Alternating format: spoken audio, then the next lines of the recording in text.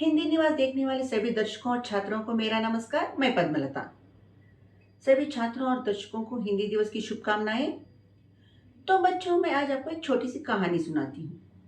एक घर में जो है दो भाई रहा करते थे।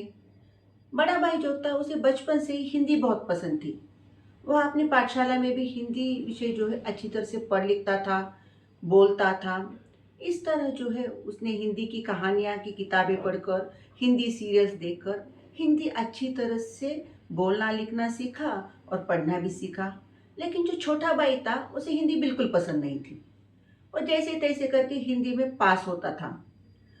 तो उसने सोचा कि हम जो है अहिंदी प्रांत के लोग हैं, हिंदी हमारी मातृभाषा नहीं है, तो हिंदी इतना सीखना क्यों। और जब उनकी स्कूल की पढ़ाई खत्म हुई तो आगे की पढ़ाई के लिए वे दूसरे प्रांत चले गए जहाँ हिंदी बोली जाती थी।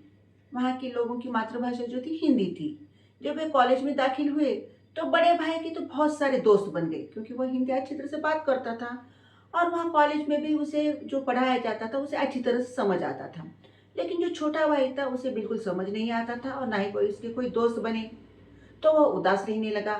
तो बड़े भाई ने समझाया कि मैं बचपन में तुझे कितना समझाता था कि हिंदी अच्छी तरह से सीख ले तू भी, लेकिन तूने तो मेरी बात नहीं सुनी। तू कहता था कि ये हमारी मातृभाषा नहीं है, इसे इतना क्यों सीखे। लेकिन अभी पता चला ना। तो इसी तरह स्वतंत्रता संग्राम के समय जब सभी लोगों को एकता के सूत्र में बांधना था तो एक भाषा की जरूरत हुई। तभी हिंदी को ही हमने चुना, क्योंकि हमारे भारत देश में 80% जनता जो है हिंदी समझती है और बोलती है।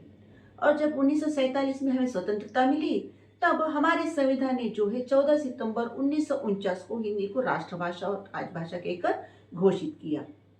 तो आजकल के ज़माने में अंग्रेजी आना जितनी ज़रूरी है तो हिंदी भी आना उतनी ही ज़रूरी है। तो मैं आशा करती हूँ कि बच्चों, आप लोग भी हिंदी अच्छी तरह से सीख लोगे, पढ़ लोगे और बोल लोगे।